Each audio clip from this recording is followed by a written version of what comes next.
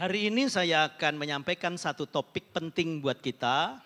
Karena 4 hari lagi kita akan merayakan kenaikan Tuhan Yesus ke sorga. Dan itu merupakan sebuah kepastian dalam setiap kehidupan kekristenan kita. Kenapa saudara? Karena 36 hari Tuhan Yesus menyatakan diri kepada murid-muridnya, membekali murid-muridnya dengan kuasa.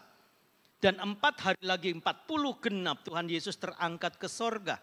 Dan ini hendak membuktikan bahwa kuasa Tuhan adalah kuasa yang tanpa batas. Maka kuasa Tuhan yang tanpa batas itu pun menyertai kita kemanapun kita pergi. Karena status kita adalah status yang jelas. Bahwa saudara dan saya adalah anak-anak Allah. Yang telah ditebus oleh Tuhan dengan darah yang mahal. Maka nilai hidup kita itu mahal. Bahkan sangat mahal. Bilang sangat mahal. Maka tema ini saya berikan judul keluar dari lembah kelam kehidupan.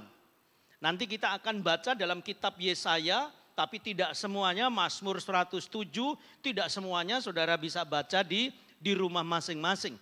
Kenapa Yesaya? Yesaya itu memberitakan tentang nubuat keselamatan melalui Tuhan Yesus Kristus.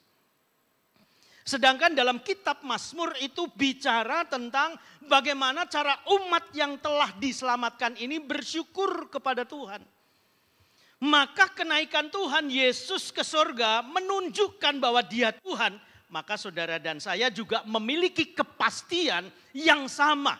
Maka Tuhan berkata apa saudara? Jangan gelisah hatimu, jangan takut, percayalah kepadaku, percayalah juga kepada Bapa, karena di rumah Bapakku banyak apa saudara? Banyaklah tempat tinggal. Maka uraian yang pertama ini saudara, saya katakan begini, saya tulis begini.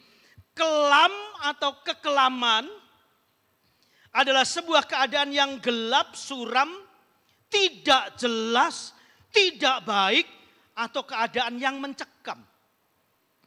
Ketika manusia dikuasai oleh yang namanya dosa, maka kemuliaan Tuhan itu saudara lenyap dalam diri manusia. Yang tinggal adalah kekelaman, yang tinggal adalah kesuraman. Hidup manusia tidak jelas, jalannya meraba-raba. Mau kemana? Utara, selatan, barat, timur. Enggak jelas. Maka saudara dan saya perlu tuntunan. Tuntunan melalui siapa? Melalui Tuhan Yesus Kristus. Dasarnya apa? Dasarnya adalah firman. Dan barang siapa percaya kepadaku tidaklah binasa melainkan beroleh apa saudara? Hidup yang kekal. Maka dalam kitab Yesaya 59 kita baca sama-sama yuk saudara ayat 9. Sebab itu keadilan tetap jauh daripada kami dan apa saudara? Kebenaran tidak sampai kepada kami. Kami menanti-nantikan terang tetapi hanya kegelapan belaka. Menanti-nantikan cahaya tetapi kami berjalan dalam kekelaman. Enggak nyampe manusia jalan sendiri saudara. Maka kalau manusia berjalan dalam kebenarannya sendiri enggak nyampe. Seperti orang yang buta yang sedang mencari jalan. Dia hanya bisa meraba-raba. Kapan sampainya? Enggak sampai-sampai. Harus ada penuntun yang membuat dia cepat sampai. Maka penuntun hidup kita yang sempurna cuma satu. Siapa namanya? Yesus Kristus Tuhan. Bisa tepuk tangan saudara? Coba tepuk tangan yang keras lagi dong. Ya, maka jangan pernah meragukan Tuhan kalau Tuhan sudah tebus selesai. Jangan lagi kita terintimidasi, Julius hidupmu masih gelap, hidupmu masih pekat, hidupmu masih meraba-raba, hidupmu masih dalam kekelaman. Semuanya sudah selesai. Makanya ketika Tuhan Yesus disalib dia berkata dalam bahasa apa saudara? Bahasa Yunani, tetelestai, yang artinya sudah selesai. Apa yang selesai? Harga dosa yang kita lakukan telah diselesaikan dan Tuhan telah bayar lunas. Maka manusia saudara dan saya memiliki kebebasan. Enggak lagi kita terikat dengan ritual-ritual agama-agama. Kalau nyembah Tuhan harus bawa sesajen, bawa telur, bawa ayam, bawa apem, bawa duit dan lain sebagainya. Tidak. Engkau datang dengan rohmu yang menyala-nyala untuk melayani Tuhan. Bilang amin. Amin. Manusia menanti-nantikan terang. Tapi segala usaha manusia itu sia-sia. Maka saudara butuh Yesus, saya butuh Yesus, kita semua butuh Yesus. Bilang amin. Dan titik kelam itu apa sih saudara? Titik kelam yang membelenggu manusia ada 4. Yang saya catat di sini ya. Yaitu yang namanya kegagalan. Yang namanya ketakutan dan kekhawatiran. Yang namanya kehilangan pegangan dan yang keempat kematian. Manusia pada prinsipnya dia takut gagal. Betul apa betul? Hidup saudara juga nggak mau hidup kita gagal. Dalam pekerjaan kita nggak mau gagal. Dalam usaha nggak mau kita gagal. Dalam membangun rumah tangga pun kita nggak mau gagal. Maunya kita sukses dan berhasil. Dalam membangun masa depan kita juga nggak mau gagal. Harus sukses. Padahal Tuhan sudah bukakan jalan agar supaya hidup kita itu sukses. Selama engkau tidak serong ke kiri ataupun ke kanan, maka setiap jalanmu itu disertai oleh Tuhan. Dan yang membuat kita beruntung dan berhasil adalah Tuhan. Betul enggak? Enggak gagal. Cuman kita sendiri salah mengambil keputusan, salah jalan. Dan akhirnya gagal. Ketika kita gagal, tidak sedikit manusia yang mempersalahkan Tuhan atas kegagalan yang dia alami. Mengerikan saudara hidup itu. Oke ada persoalan, oke ada pergumulan, tetapi itu persoalan biasa. Kita mampu menyelesaikannya. Karena firman memberikan jawaban, pencobaan-pencobaan yang kamu alami adalah pencobaan biasa. Jadi kalau itu adalah pencobaan biasa, sejatinya manusia itu sanggup dan mampu untuk keluar dari pencobaan itu. Kenapa? Tuhan yang menjamin. Tuhan yang menggaransi. Haleluya. Betul tidak saudara? Betul tidak? Kadangkala kita diizinkan untuk menghadapi. Bukan untuk menghindari. Kalau toh kita lari dari persoalan pergumulan, masalah tetap mengejar kita kemanapun kita pergi. Jadi kuncinya apa? Kuncinya harus dihadapi. Bukan dihindari, masalah bukan dihindari tetapi dihadapi. Nah yang kedua, ketakutan dan kekhawatiran. Sesuatu yang belum terjadi, keadaan yang belum menghampiri kita, tapi kita udah takut, kita udah khawatir. Jadi ketakutan dan kekhawatiran yang kadangkala sering kita pikirkan karena memang kita kurang cerdas untuk mencari jalan keluarnya. Nyalain Tuhan, nyalain orang di sekitar kita, gara-gara kamu. Hayya saudara. Dikit-dikit gara-gara orang, gara-gara kita enggak pernah. Dikit-dikit gara kamu, dikit-dikit gara-gara kamu. Ini gara-gara kamu nih, gara-gara kamu nih. Dikit-dikit gara-gara kamu kok dikit-dikit gitu ya saudara. Iyalah, kita harus fair. Maka kalau kita memegang kepada Tuhan, Tuhan bilang apa saudara?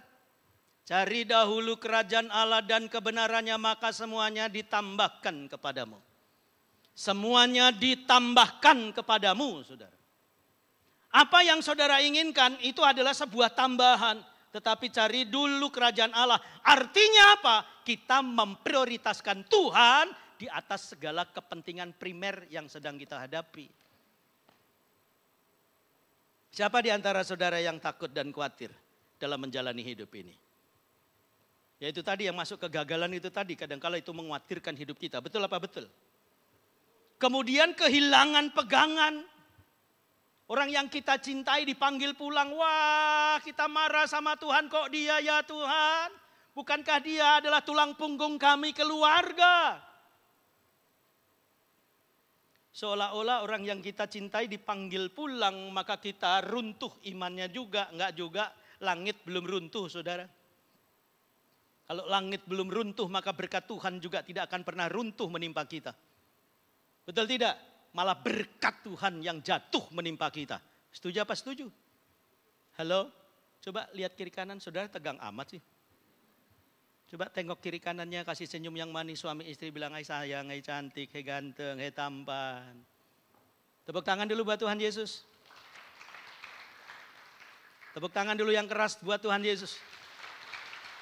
Ya loh saudara, orang-orang hebat nih jam 12 ini, jam-jam lapar lo datang ibadah lo, hebat lo saudara.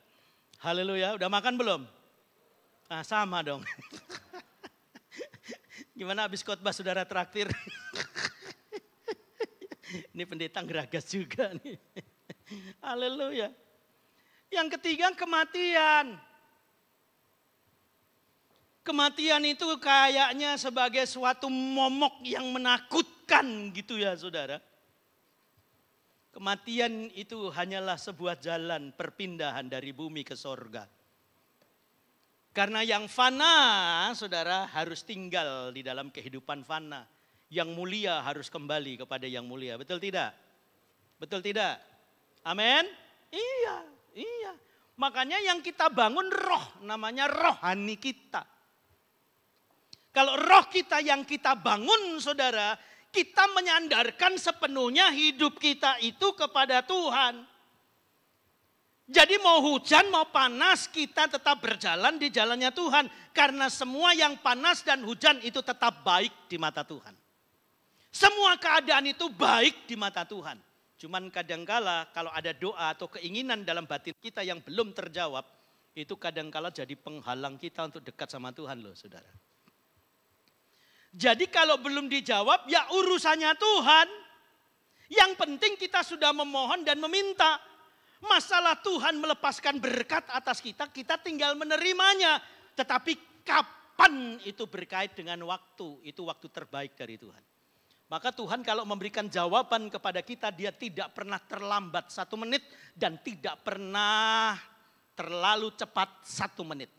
Karena Tuhan memberikan jawaban tepat pada waktunya.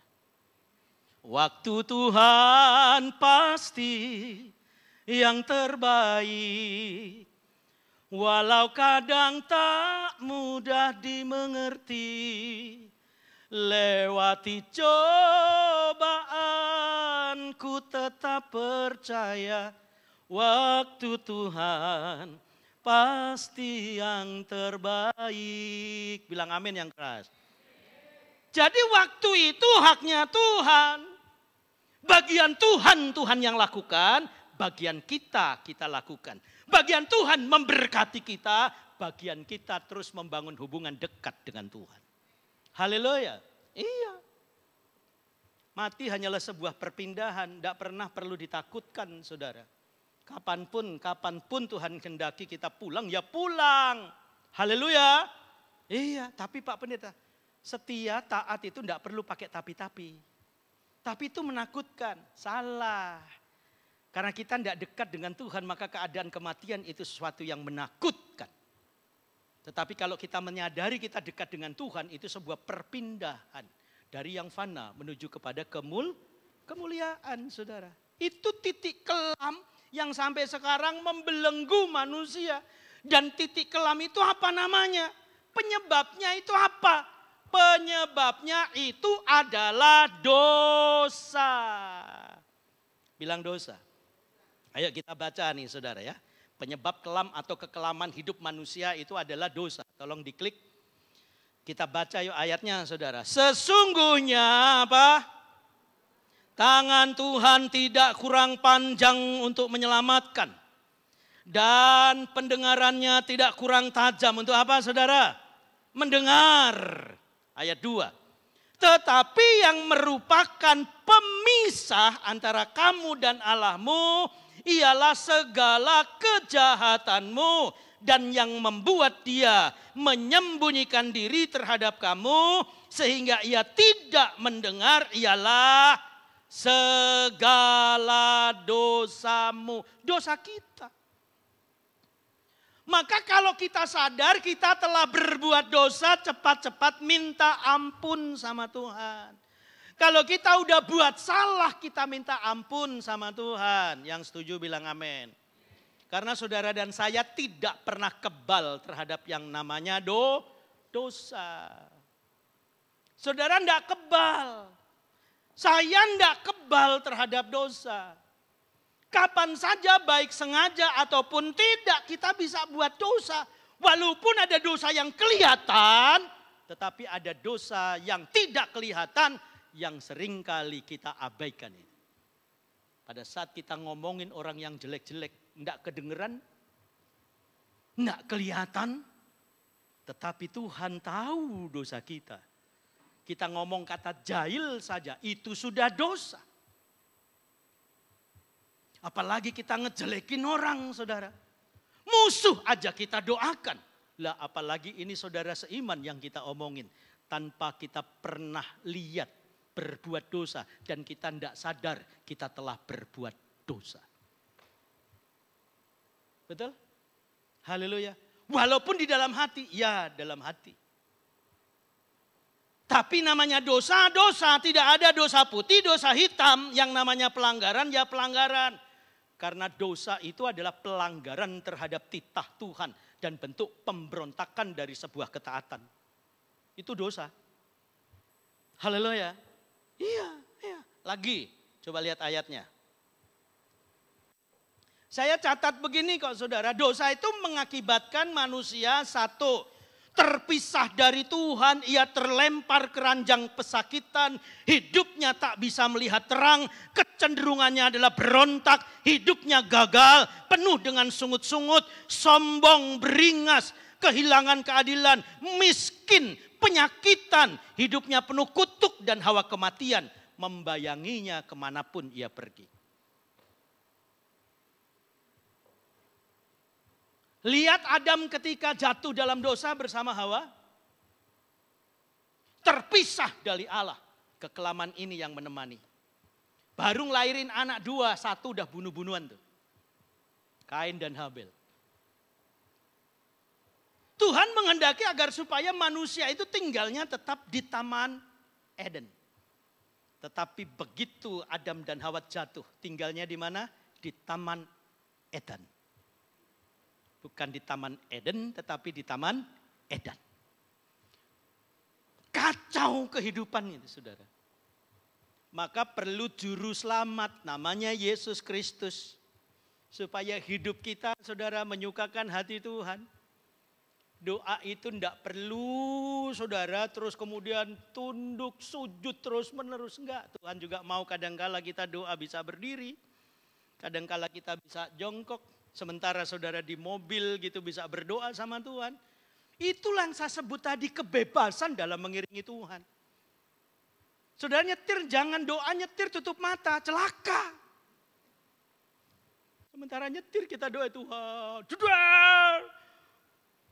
Tuhan, saya kan lagi doa, kenapa celaka? Kowe kuwi lek doa matamu melek, ojo turu. Hanya orang-orang yang diurapi Tuhan yang mengerti kalimat ini, saudara. Jadi kalau nyetir jangan tutup mata, buka mata, itu artinya.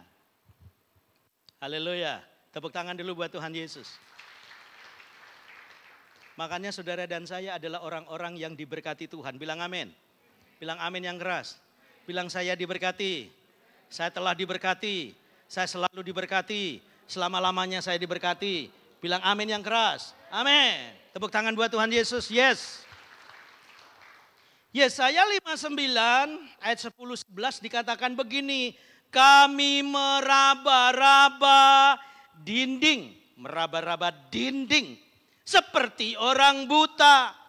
Dan meraba-raba seolah-olah tidak punya mata. Kami tersandung di waktu tengah hari. Seperti di waktu senja. Duduk di tempat gelap seperti orang mati. Lihat tuh.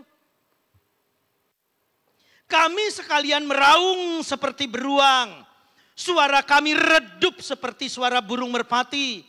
Kami menanti-nantikan keadilan. Tetapi tidak ada. Menanti-nantikan keselamatan. Tetapi tetap jauh dari kami.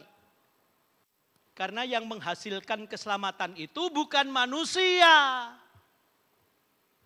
Yang memberikan keselamatan itu Tuhan. Sehebat apapun jeri lelah manusia dalam mencari keselamatan, tidak pernah nemu. Betul tidak? Haleluya. Modalnya apa, saudara? Modalnya cuma percaya.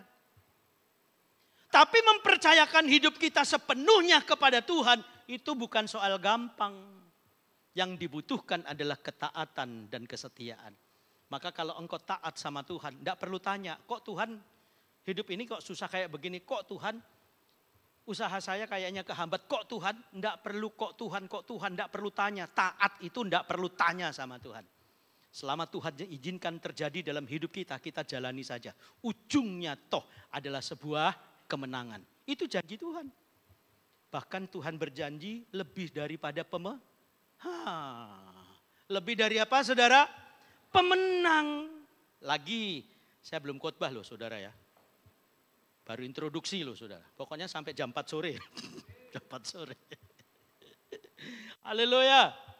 Ya, lihat ayat 12, Yesaya 59. Kita baca yuk sama-sama, saudara. 2, iya. Sungguh dosa pemberontakan kami banyak di hadapanmu, dan dosa kami bersaksi melawan kami. Sungguh kami menyadari pemberontakan kami dan kami mengenal kejahatan kami. Kalau kita udah menyadari hal itu, tugas kita itu minta ampun sama Tuhan. Betul toh?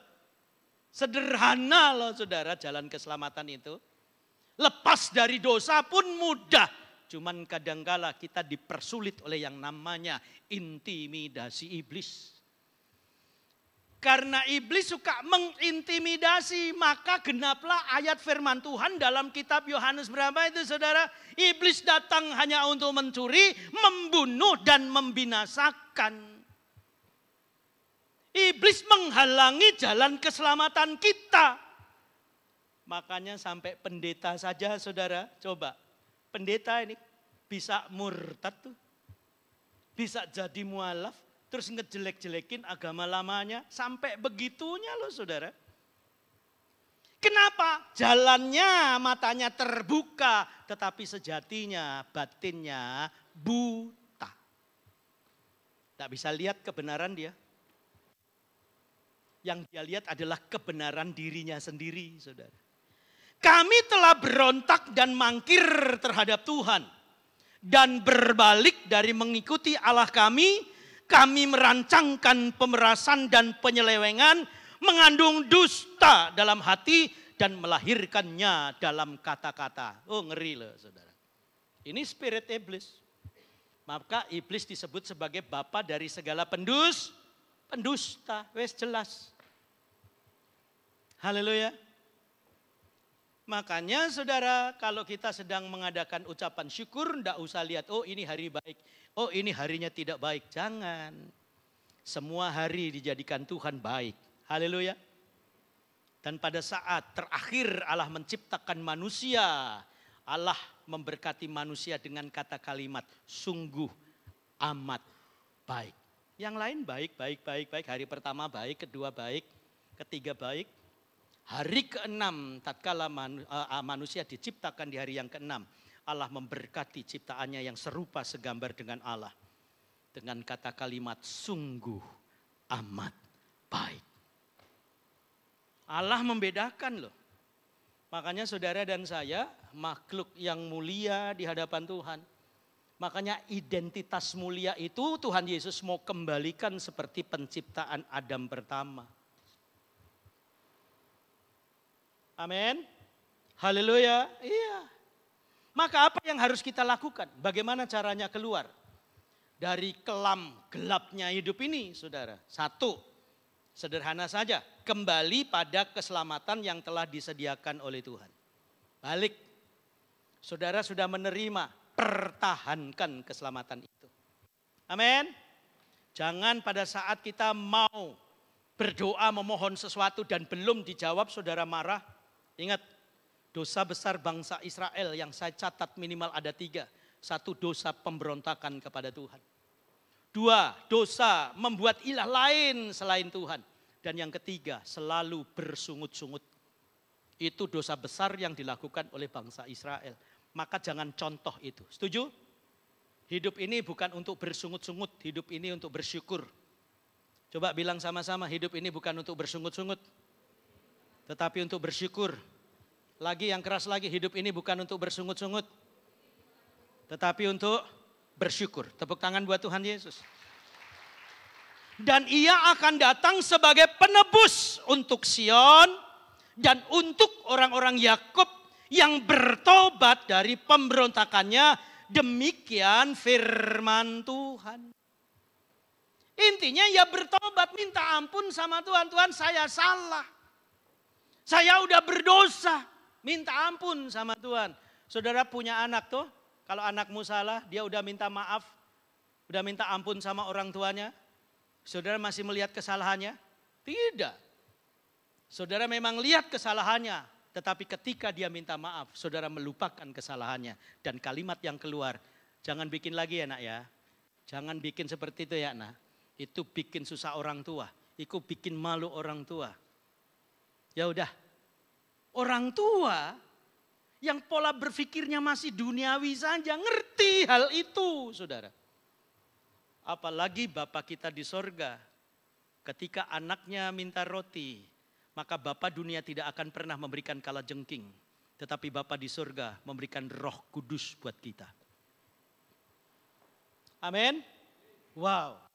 Maka saudara kalau renungkan firman Tuhan ini, waduh menarik saudara. Saudara dan saya adalah orang-orang yang istimewa. Angkat tangan bilang saya istimewa di hadapan Tuhan. Coba semuanya bilang yang keras. Saya istimewa di hadapan Tuhan. Saudara juga yang ada di rumah, ngomong sama diri sendiri bilang saya istimewa di hadapan Tuhan. Jangan pernah ragukan Tuhan dan jangan pernah engkau ragukan dirimu sendiri saudara. Kita udah ditebus dan status kita adalah anak Allah kok jelas. Ini yang kedua untuk keluar dari kelam gelapnya kehidupan ini saudara. Yang kedua adalah berani mengakui kesalahan wes.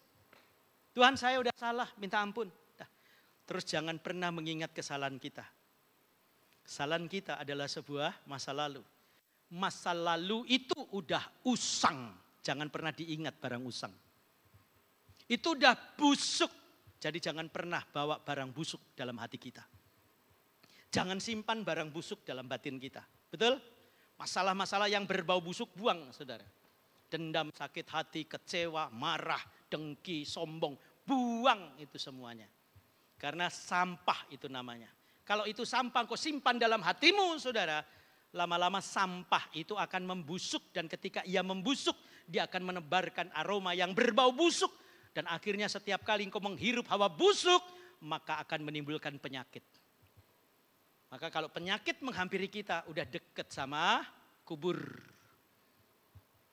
Dan akhirnya sakit tidak bisa sembuh. Innalillahi wa inna ilaihi rojiun. Yang artinya mate maho. Tepuk tangan buat Tuhan Yesus. Amin. Udah usang. Percayalah kepada Tuhan dengan segenap hatimu. Dan janganlah bersandar kepada pengertianmu sendiri. Akuilah dia dalam segala lakumu. Maka ia akan meluruskan jalanmu. Janganlah engkau menganggap dirimu sendiri bijak. Takutlah akan Tuhan dan jauhilah kejahatan. Itulah yang akan menyembuhkan tubuhmu. Dan menyegarkan tulang-tulangmu. Sehat. Orang kalau bebas dari salah, dari dosa, hidupnya sehat. Rohani sehat, jasmaninya juga sehat. Yang ada adalah sukacita, yang ada adalah bahagia. Bukankah itu impian kita? Halo ibu-ibu, bapak-bapak yang udah menikah. Kau berjanji kepada istrimu, berjanji kepada suamimu. Agar supaya engkau membangun kehidupan yang penuh dengan bahagia. Maka lahirkanlah dalam keluargamu itu suasana sorga. Sorga itu adalah suatu keindahan yang tanpa batas yang Tuhan sudah sediakan. Engkau melihat pemandangan yang indah, lukisan yang indah saja engkau kagum. Apalagi saudara ketika engkau dihadirkan suasana sorga dalam batinmu. Harusnya hidup itu penuh syukur. Amin. Haleluya. Iya. Nah yang terakhir saudara. Yang ketiga apa? Yang ketiga supaya kita bebas dari kehidupan kelam gelapnya. kehidupan yang menindih hidup kita. Maka ketiga, mintalah belas kasihan dan berserulah dalam doa. Maka doa itu adalah style of life kita. Gaya hidup orang percaya. Karena ini adalah komunikasi kita dengan Tuhan. Doa itu adalah dialog kita dengan Tuhan. Doa itu perbincangan kita dengan Tuhan. Doa itu adalah percakapan kita dengan Tuhan. Doa itu mengutarakan unek-unek kita dengan Tuhan. Kenapa? Karena Tuhan itu adalah Bapa kita. Maka kalau kita ngobrol sama Bapa kita, saudara, sekalipun Bapa kelihatannya tidak dengar, dia perhatikan. Beda sama ibu-ibu. Anaknya minta, "Ma, minta duitnya dong, Ma. Mau beli permen." Ibunya langsung bilang, "Jangan, Mama nggak ada duit." Padahal intinya takut, jangan beli permen supaya gigimu nggak bolong, nggak rusak. Tapi orang tua perempuan biasanya bilang apa, saudara? "Jangan, Mama nggak punya duit." Pertanyaan saya, masa ya 1.000 perak nggak ada duitnya? Semiskin-miskinnya kita, masa iya nggak ada uang 1.000 perak? Halo ibu-ibu. Kalau bapak-bapak kadang-kala anak kita cuman kasih sen aja udah tahu tuh bapak-bapak tuh. Hati Bapa kita di sorga seperti itu. Kadang-kala tanpa kita ngomong Tuhan tahu apa yang kita perlukan. Itulah Bapa kita di sorga. Tepuk tangan dong buat Tuhan Yesus. Ya wes gitu aja lah saudara ya. Sukses buat saudara, maju terus, Tuhan Yesus memberkati. Amin.